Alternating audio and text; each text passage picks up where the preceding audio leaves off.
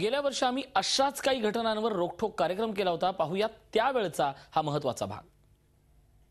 VIP गेटनी आत आणताना आणि माझ्याबरोबर हा कालचा इन्सिडेंट आहे 2 दिवसामधलाच की माझ्या काही पाहुणे आले होते, त्यांना मी दर्शनासाठी जवळून व्हावं म्हणून घेऊन गेले होते. तर एका पोलीस अधिकाऱ्याने माझ्या जो गळ्यात बॅच होता, तर तुम्ही कोण, आणि ही संध्याकाळची घटना आहे की माझा बॅच त्यांनी हातात घेतला.